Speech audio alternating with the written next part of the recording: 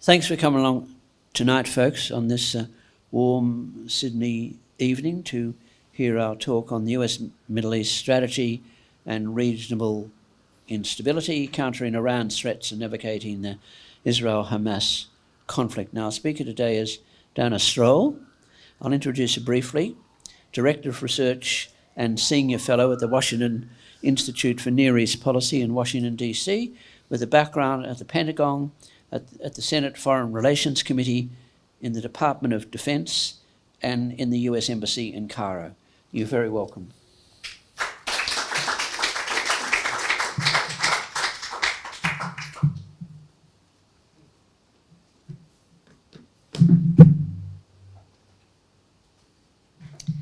Well, it's a pleasure to be with all of you this evening, and a delight to be here hosted by AJAC and a break from the Washington, D.C. snow. So thank you for the wonderful weather and the warm hospitality. Pleased to be here.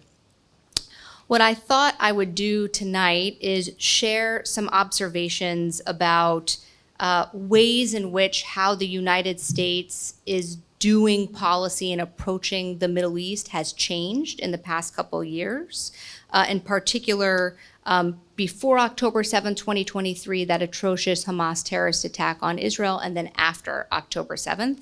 And then share some reflections on the inflection points we find ourselves at in the Middle East in 2026, in particular, where we are going in Gaza with the ceasefire and where we are going with respect to Iran. So first, let me start by sharing a little bit about how, from my time in the Pentagon, my first tour, my second tour, my time on the Senate Foreign Relations Committee, I was in the Senate when the Obama administration was negotiating the Iran nuclear agreement with the Europeans, the P5+1, including Russia and China, and how we thought about military force. Every president since George W. Bush up until the second Trump administration said, with respect to the ways in which Iran projected its power across the region, negotiations and diplomacy were preferred, but that there was always a credible threat of military force on the table. And when US policymakers thought about the ways in which Iran drove instability across the Middle East, they really thought about it in three categories. The first was Iran's pursuit of an illicit nuclear weapons capability. The second was Iran's expansive ballistic missile arsenal with ranges far beyond what a country would need for defense. And three was Iran's cultivation of a network of proxies and terrorists across the Middle East. And by this, of course, we have Hamas in Gaza, Hezbollah in Lebanon, the militias in Iraq and Syria, the Houthis in Yemen, and then Iran's one Arab state partner, Bashar al-Assad in Damascus, who willingly provided his territory in Syria for Iran to train fighters, move weapons, move money, etc.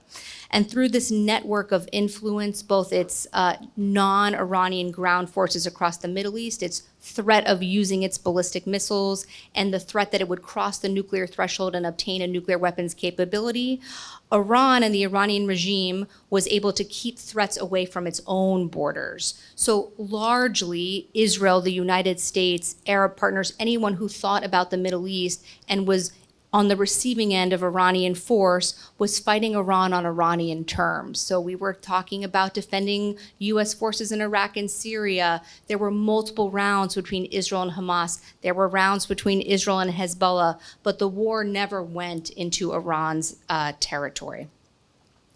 When US policymakers thought about or contemplated military force, in particular against the nuclear program, which every president made sure there was a credible military option that was available to him, one day her, but for now it's just him, they generally thought about the risks of what Iran would do in response in several categories that I think are worth reflecting on now.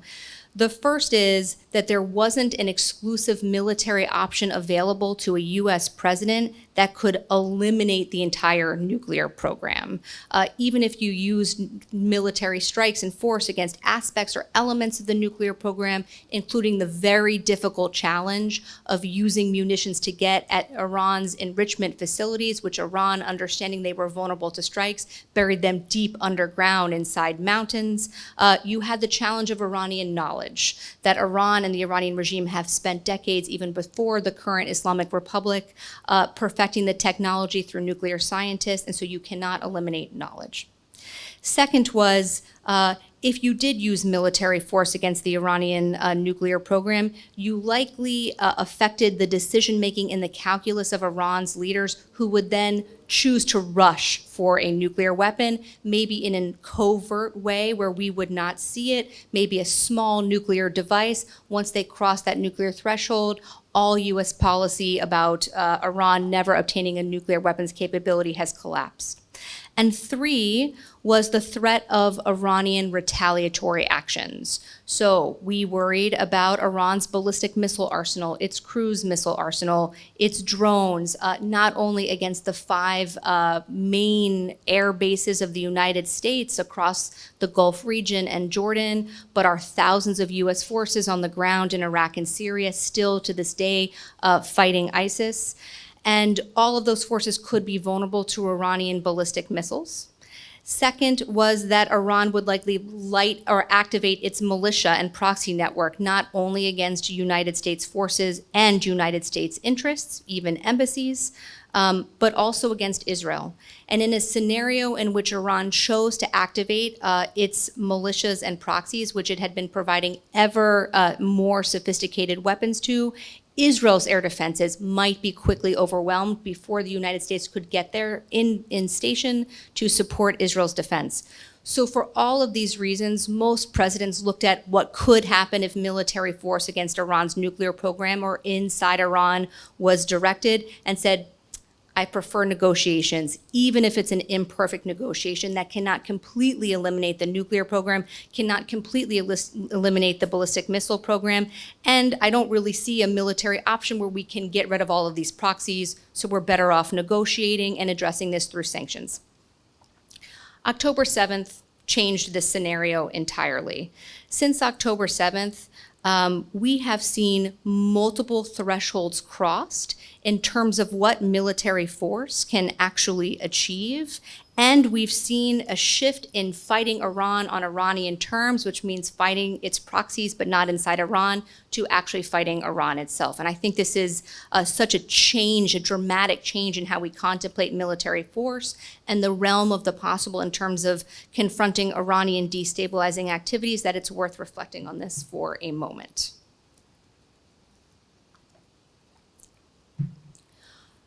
First, what Israel has achieved, both through its military capabilities, its exquisite intelligence penetration of both in Iran and Hezbollah, is remarkable. So Hamas so degraded and under military pressure that it was compelled to give up all hostages and return them to Israel, both living and deceased, and agree to ceasefire terms if the entire Trump 20-point plan were to be implemented. That is the end of Hamas as a resistance armed terrorist organization. If, I said if, the entire 20-point plan were to be implemented, and of course that's a big if. In Hezbollah, significant enough pressure was applied that Hezbollah was compelled to agree to a ceasefire on terms favorable to Israel. The organization is now under extreme pressure. It no longer controls southern Lebanon. We have new leaders in Beirut who say that all arms should be under the monopoly of the state. There should be Lebanese sovereignty. Hezbollah should not get a veto on the policies of the Lebanese government. And you have the leadership in Beirut contemplating the potential for peace with Israel. This was made possible because Hezbollah has been significantly degraded on the battlefield. In Syria, Bashar al-Assad rushed off to Moscow after his forces collapsed in December of 2024. There is now a leader in Damascus, Ahmed al-Shara, who has directed his team to sit with Israel in negotiations and talk about non-belligerency, and that he does not want his territory to be used to threaten Israel, has talked about the fact that Iranians will not be able to use Syrian territory permissively to threaten the Middle East, has gone after Hezbollah networks, has gone after Iranian networks that are seeking to cross into Syria from Iraq. All of this, again, made possible because of Israel's willingness to use military force in ways that the United States, in my view, never contemplated. We've also had 3 examples of interstate war, and here the worst case escalation scenarios that Iran's ballistic missiles would overwhelm capabilities across the Middle East, raining down on US forces and military bases, raining down on Israel, escalating into unmanageable war like a World War III scenario. None of this actually happened. The first example was April of 2024, when Iran sent a mix of ballistic missiles, cruise missiles, and drones toward Israel. And Israel responded within a US organized multinational air defense coalition that included Israel, included Arab partners, and included Europeans, all working together, intercepting the majority of the Iranian complex attack. Then in April of 2024, again, we had an Iranian attack of only ballistic missiles. The Iranians realized that the mix of cruise, ballistic, and drone missiles was ineffective. They decided to send a more lethal cocktail this time, only ballistic missiles. The United States and Israel working together defeat the majority of the ballistic missiles. And this time Israel goes further and strikes inside Iran, targeting a very specific facility that was affiliated with some of the undeclared elements of Iran's nuclear weapons capability, a signal: we see you, we know what you've done, we know what you're doing. Took out some of the air defense. Iran did not respond. They did not rain down more ballistic missiles. There was not World War III, and it did not spur the regime to cross the nuclear threshold. And then June of 2025, last year, the 12-day war. Again, here, I think what is worth reflecting on for a moment is the unprecedented way in which Israel was able to suppress Iran's air defense, create an air superhighway from Israel to Tehran, unchallenged in the airspace of any country, unchallenged by Iran, take out a significant proportion of Iranian air defense, Iranian's ballistic missile capability, so effective that the United States could execute what it has rehearsed for years, Midnight Hammer, which was a specifically designed military operation to take out the enrichment facilities buried deep inside the mountains. But the United States could do that, and Trump could direct this. And again, this was a capability that has been available to multiple presidents for multiple administrations, both Democratic and Republican. Trump was able to do it because he was largely assured of no American casualties. Not one aircraft was lost, not one American life was lost, and the nuclear program has been significantly pushed back.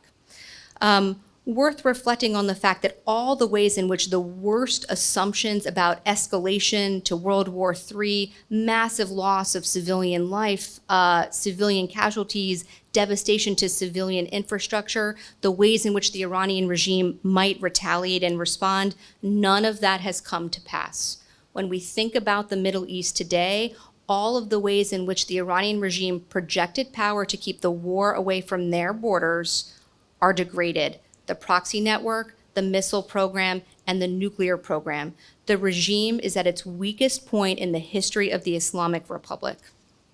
Moreover, what we can now tell US allies and partners, that if they choose to work together militarily, share their air pictures, share their radars, work together in secure spaces, train together, exercise together, proof of concept that together we can defeat adversaries.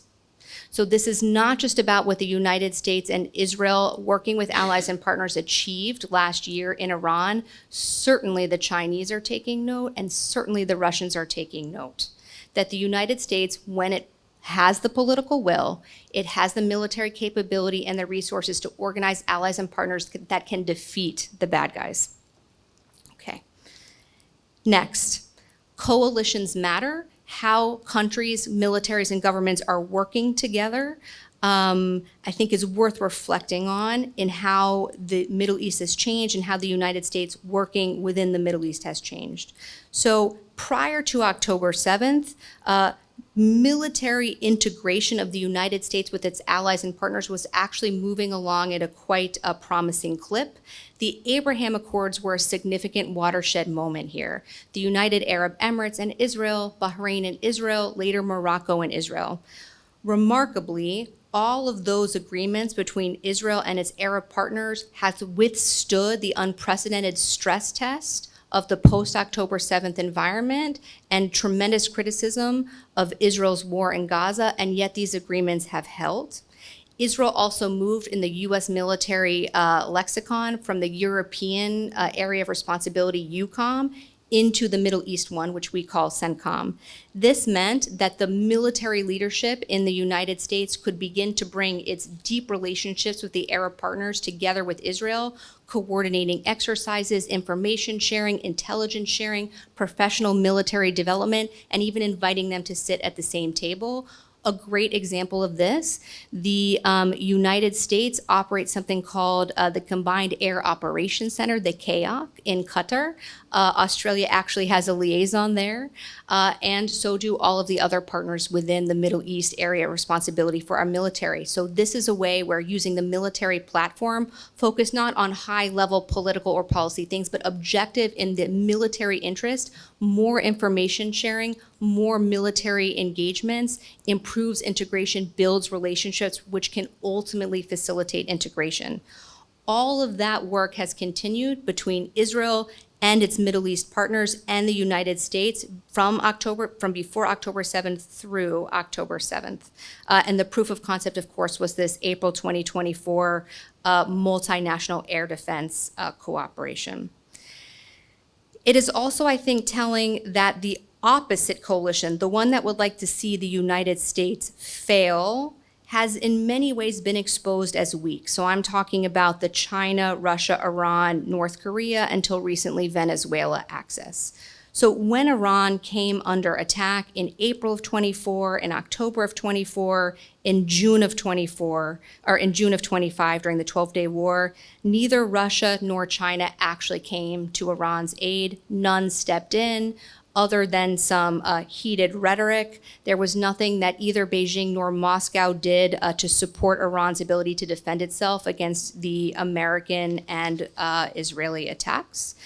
When it came to Bashar al-Assad in Damascus, neither Russia nor China nor Iran did anything to send him a life preserver when he was going down. All he is doing right now is hanging out in Moscow. We could go on in ways in which, even though these countries continue to maintain a presence and have influence, they are not affecting the strategic nature of the Middle East in the same way that the United States or Israel has in the post-October 7th environment.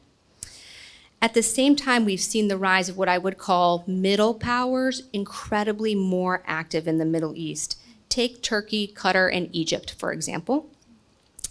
These three countries working together, without question, were instrumental in getting to the Gaza ceasefire and securing the release of the living Israeli hostages remaining in Hamas captivity, as well as sustaining pressure to ensure that every single deceased body was returned. These countries have stepped up to join the Board of Peace, are working with the Trump team to move to the second phase of the ceasefire.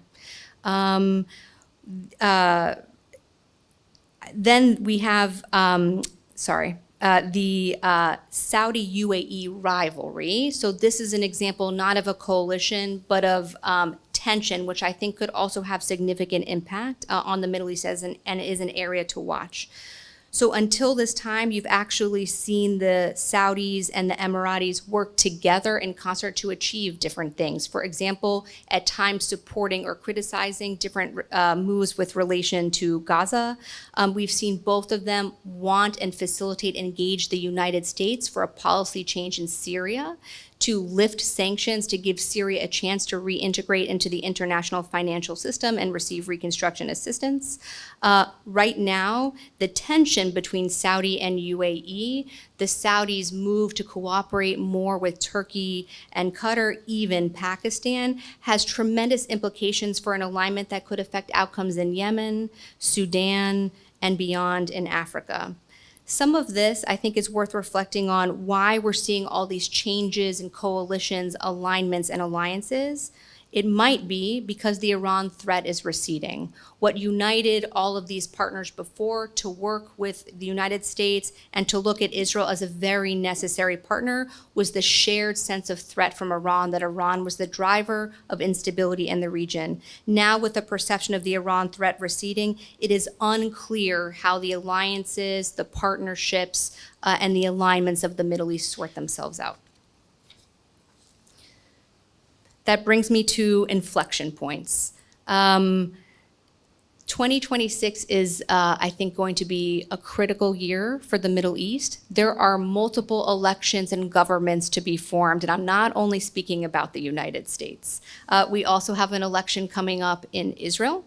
We have elections coming up in Lebanon. We just had elections in Iraq, and the government is yet to be formed.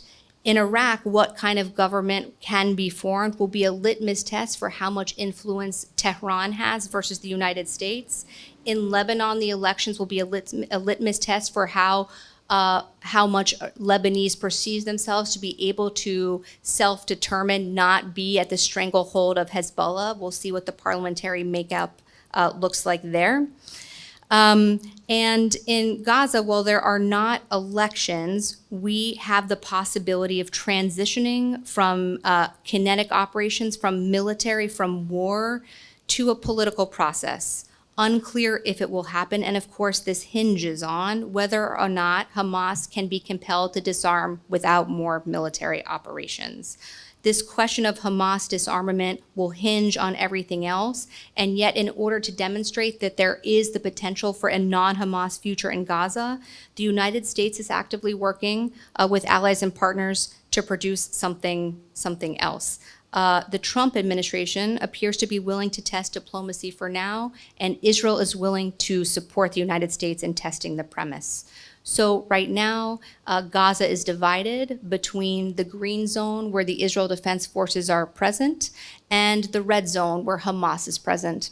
That red zone is 47% of Gaza, with 88% of the Palestinian population. Hamas, to this day, is diverting humanitarian aid, taxing commercial aid, torturing Palestinian civilians and shooting them in the street, can determine whether or not Palestinians get access to services, to medical care, or to food, or anything beyond a tent in the rubble. There are efforts to see what could become of this international stabilization force, this multinational force to which Indonesia appears to have committed up to 8,000 forces, and whether or not there can be a better reality for Palestinian civilians in the green zone. The United Arab Emirates is ready to fund rubble clearance, ordnance clearance, and build a community and try to bring Palestinians in. Testing the waters of diplomacy for now. And then Iran. The story here, I think, has gone from perceiving the nuclear program to be significantly pushed back, the missile program to be significantly pushed back, the terrorism program to be significantly pushed back, and reflecting again on last summer, none of the militias or what remains of these militias stood up to defend Iran when it came under attack from Israel and then the United States. We also know that the Iranian regime is the weakest at home than it's ever been in the history of the Islamic Republic. It cannot stabilize its own currency. It cannot keep the lights on. It cannot provide electricity. Children cannot go to school 5 days a week. People cannot go to their offices 5 days a week. The regime has so mismanaged the water supply in Iran that there's open contemplation of having to move the population out of Tehran. The socioeconomic situation in Iran is so bad that we basically now have the pace of protests picking up. They're geographically diverse, they're socially diverse, and they're economically diverse. There is nothing the Iranian regime can do by changing its own policies to change or affect this picture. It must receive sanctions relief in order to do this. And yet the way to receive sanctions relief would be to negotiate, would be to join in a meaningful negotiation with the Trump team, who has extended its hand to test the waters of diplomacy. And the regime right now looks like it is in no mood to negotiate. And yet this January, it committed the most horrific massacre against its own people in the history of the Islamic Republic at a time that it cannot provide for the safety or security of its people at home, and its strategy abroad has failed. In the context of all of this, the Trump administration is pressurizing the environment and buying itself more leverage with a very significant military buildup. The challenge is that the objectives of using military force are not clear. Trump earlier in January said he would order military strikes to get the regime to back off the protesters. Earlier in January, when Prime Minister Netanyahu visited Trump, Trump said he would back Israel in taking more military strikes if the Iranians worked to rebuild their missile program. Now we are back to talking about an agreement on the nuclear program or else military strikes. The irony of this is it's unlikely that absent regime change, the behavior of the regime is going to change. This is a regime that, despite being the weakest in the history of the Islamic Republic, is trying to rebuild its proxies across the region, is receiving Russian and Chinese assistance to rebuild its missile program, and there should be no doubt that once it rebuilds its missile program, it will start working to dig out the buried uranium and reconstitute its nuclear weapons capability. And so if Trump continues with negotiations, the regime could receive sanctions relief, which would actually enable regime survival. And yet military strikes on the other side, there is no guarantee that actually that would deliver a better outcome for the people of Iran, for the Middle East, for Israel, for the United States. There just appears to be no credible opposition that could actually lead, that could be a regime that is not in aggression against the rest of the region. And I think these are the exact issues that Trump is wrestling with right now. Could there be a negotiation that prevents war? Certainly. The timelines are in conflict. For the United States, this military buildup cannot sustain itself for the next 3 years of Trump's administration. There will be other crises, there will be other needs for the military capabilities that he has built up in the Middle East. For Israel, the longer military action is not taken and the longer negotiations do not address the missile program, the arithmetic of waiting is likely untenable. For Israel, the risk tolerance in a post-October 7th environment is significantly lower. And for Iran, the incentive is to string out these negotiations as long as possible, to talk for talking's sake. The longer you can talk and look reasonable, perhaps you can convince Trump of some sort of negotiation. The regime did this before. It was the Iran nuclear agreement 10 years ago. The idea that the American administration would concede to a negotiation only on the nuclear program now, 2.5 years after October 7th, when the region has fundamentally changed and the regime is weaker than it was in 2015 when Obama negotiated that deal, doesn't really make sense. That we would only negotiate on the nuclear program and not the missile program, as what the Iranians insist, leaves the region no more secure. I think these are the very issues that the Trump administration is wrestling with right now, and it's why Prime Minister Netanyahu rushed to Washington for a meeting that by my clock ended about 5 hours ago. So I will be reading the newspapers tomorrow to see what the leaks are about what really happened. And with that, I look forward to your questions. Thank you.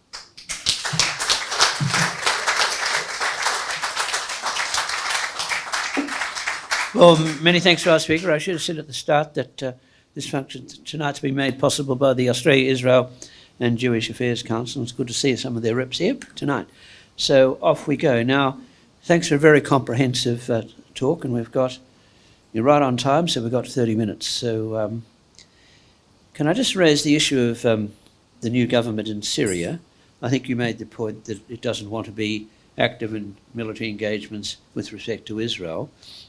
But I think there is some, I'm not an expert on Syria, but I think there is some genuine concern about the new government in Syria's attitude to the Kurds and some other religious minorities. And I know the leadership's been praised by President Trump, but are there problems there?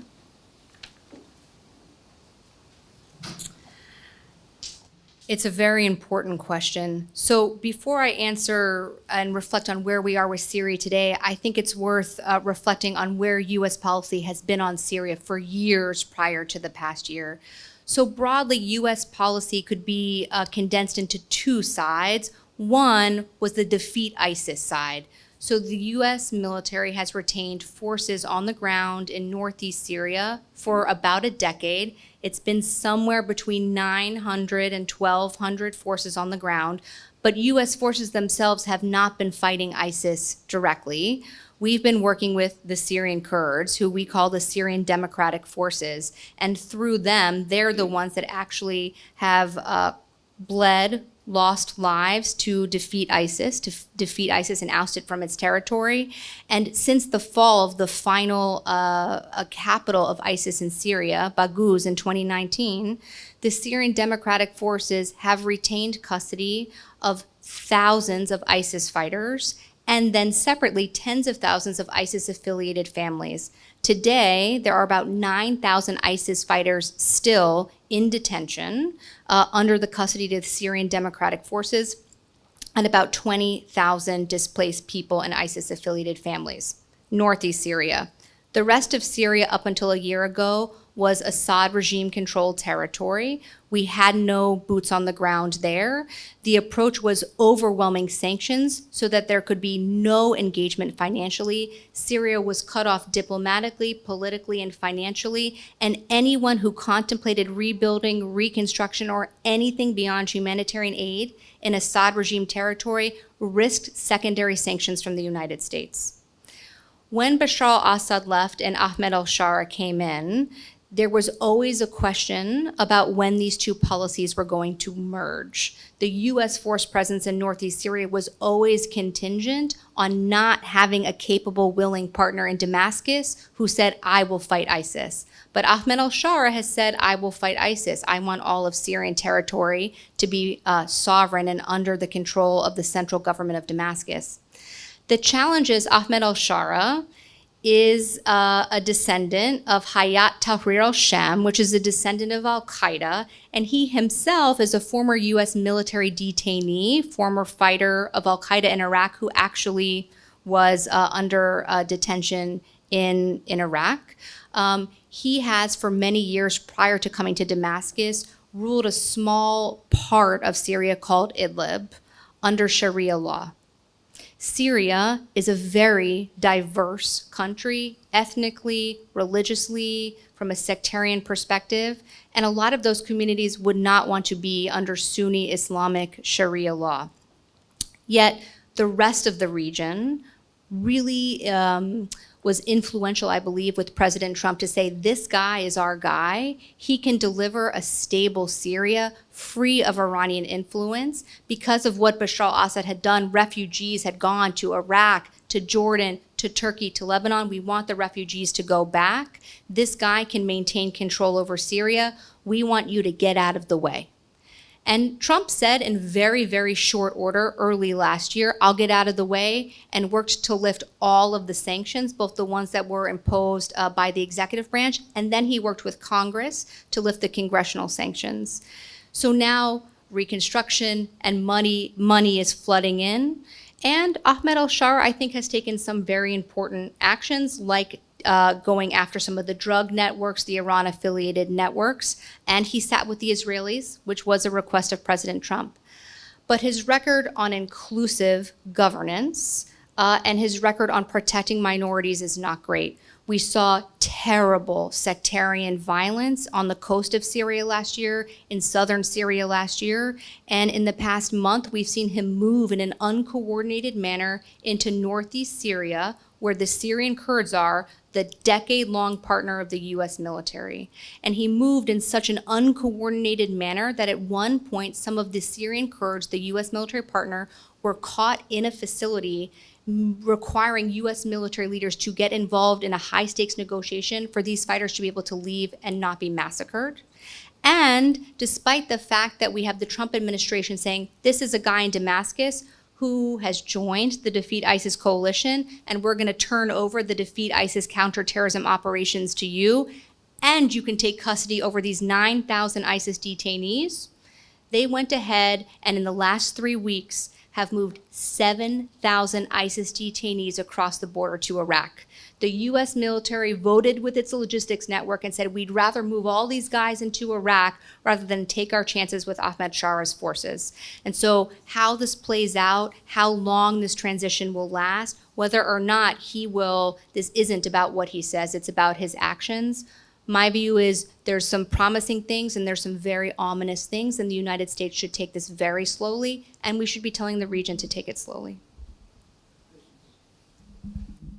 Thank you. I'm a bit breathless. That was extraordinary, some of the detail. Look, out of interest, you haven't mentioned United Nations once. Do we take it as read that the UN is completely now irrelevant to all these quite important world affairs? Well, I think my personal view is no, the United Nations is still relevant, except that in all the ways in which it might have been helpful to some of the crises of the day, it hasn't really shown up, or if anything, has been counterproductive. Resolving things through the UN Security Council doesn't really work if China and Russia are going to veto everything. When it comes to regarding the United Nations mission in Lebanon, UNIFIL, largely we've had a situation where the United Nations has failed to live up to its mandate. And while the UN has been present across Lebanon, we had Hezbollah able to launch a war against Israel.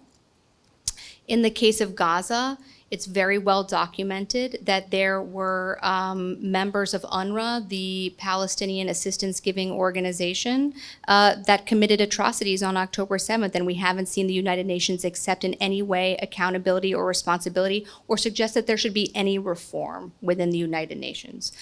And I think the Trump administration has been quite skeptical of the United Nations. It's not paying its dues, and it would like to see it be helpful. But we just haven't seen it yet. I will say I think there's a lot of breathless concern that the Board of Peace is going to replace the United Nations. I'd like to see it try. But I do think the United Nations itself could be doing more to make itself a relevant actor, which it hasn't. Dana, thank you for that great talk.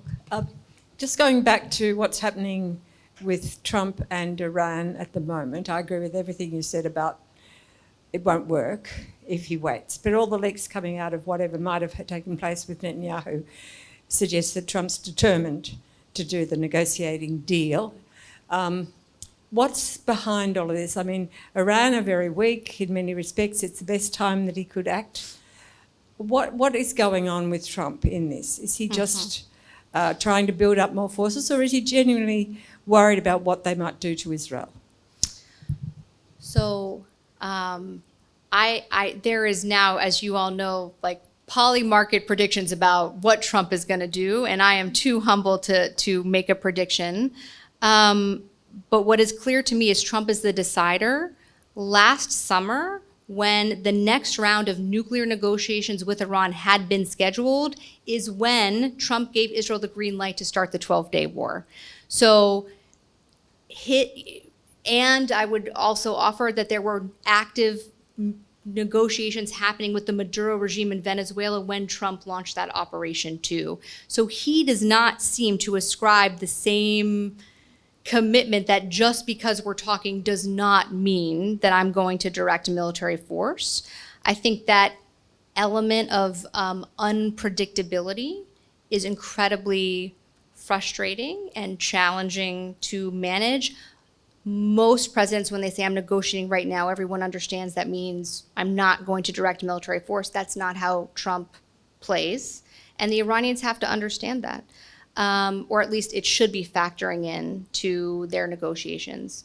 I was intrigued that the first statement that came out of the Trump-Netanyahu meeting today was that he was very clear that he wants to test negotiations. And I think one of the reasons that he does is because unlike the 12-day war last summer, remember, he executed a discrete, narrow military objective.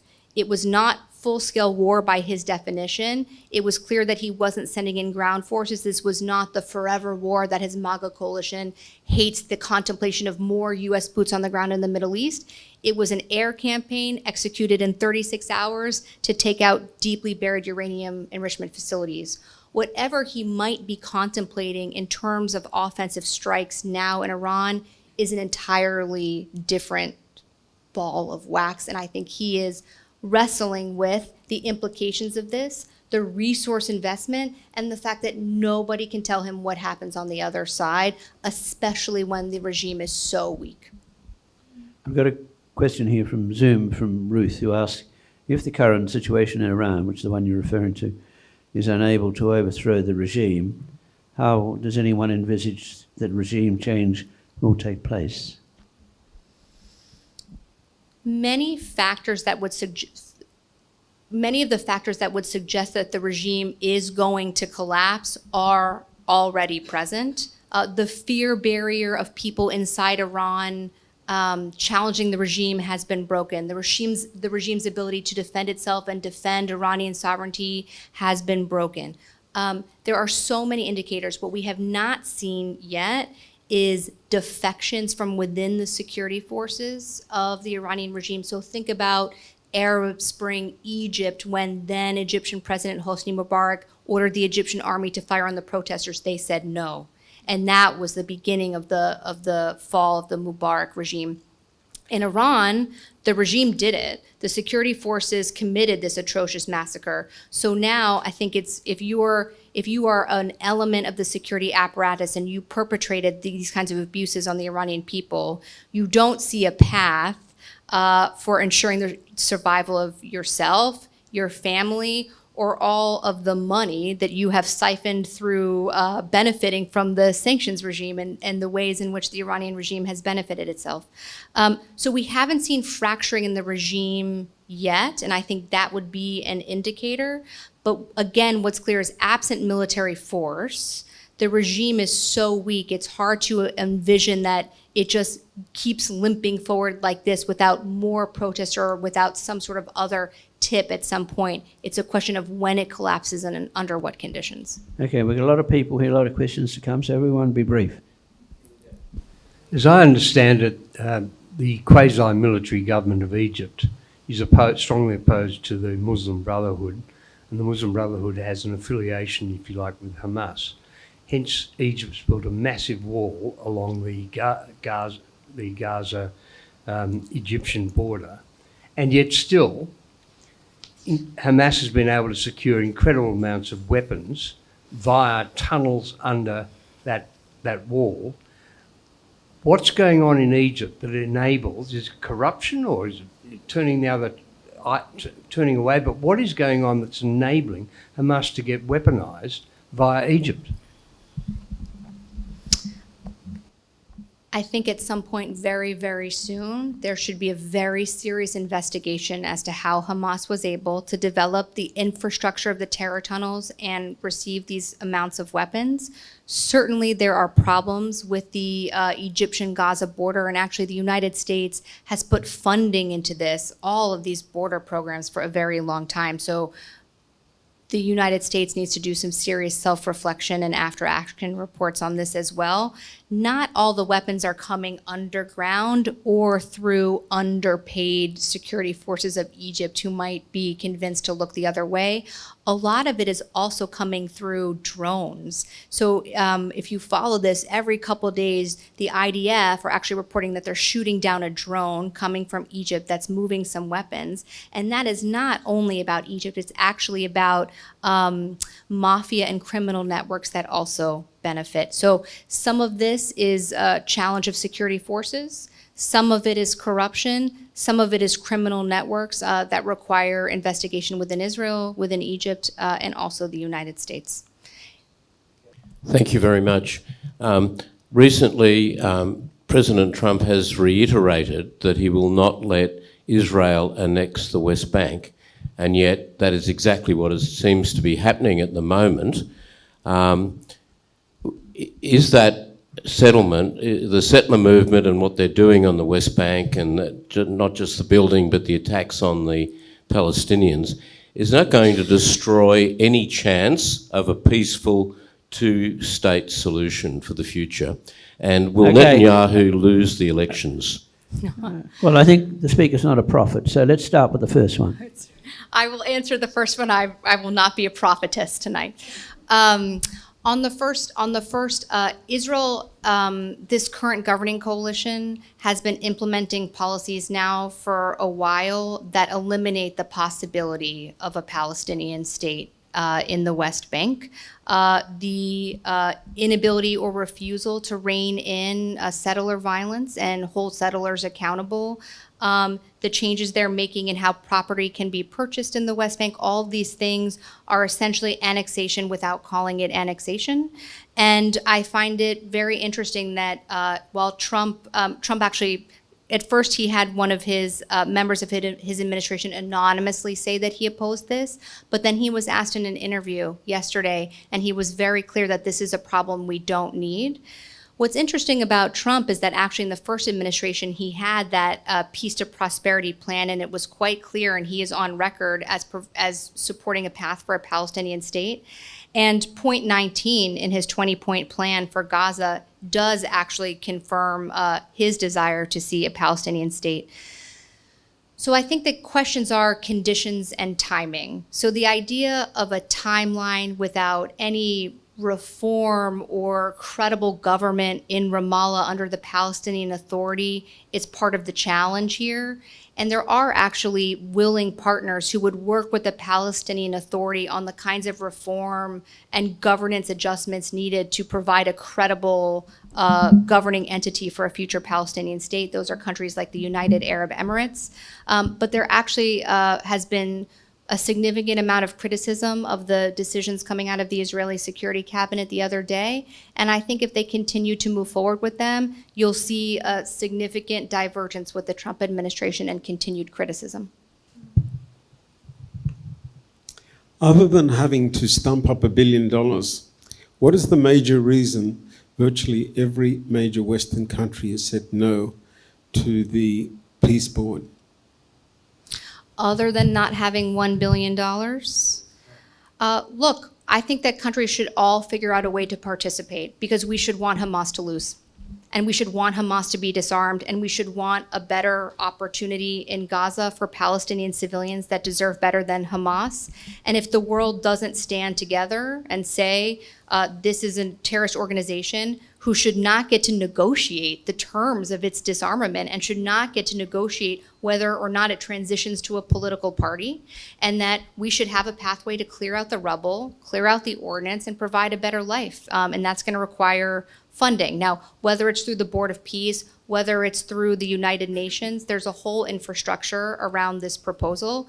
And I think it would behoove countries, especially all of those who signed up to the Saudi-French UN General Assembly resolution that specifically say Hamas should disarm and condemn Hamas for what it did, should find a way to be helpful.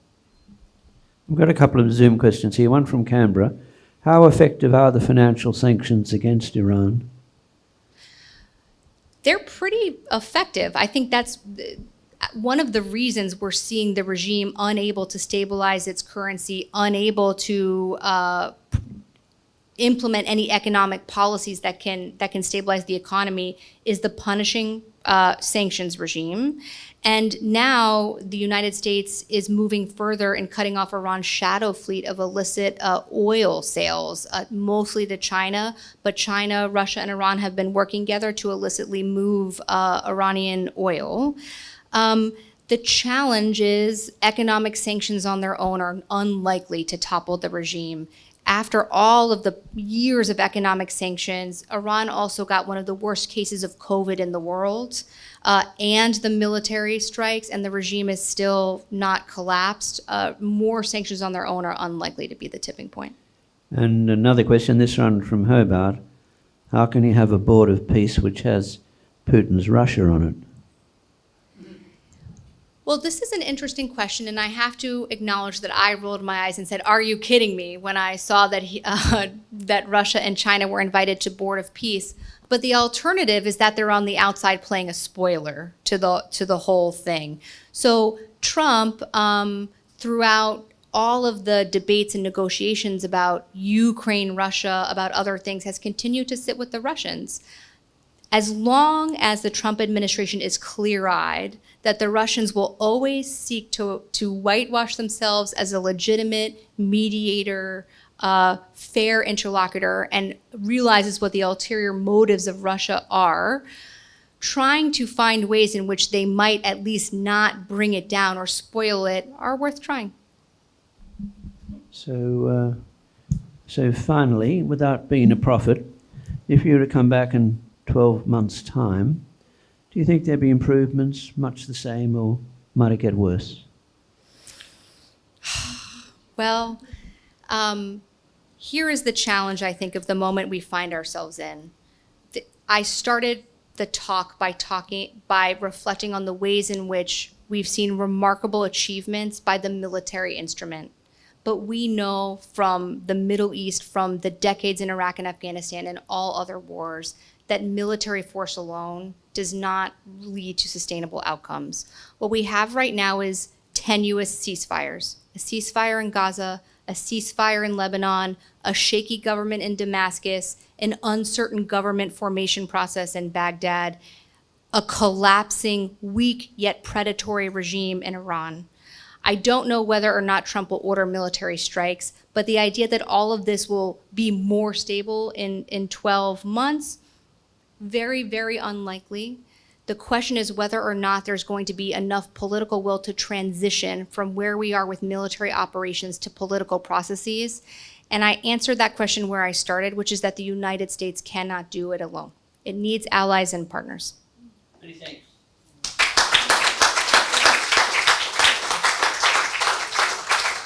Well, it would seem, therefore, there's plenty of things here to talk about in 12 months' time. But for tonight, thank you very much for a highly informative talk across so many parts of the Middle East and beyond.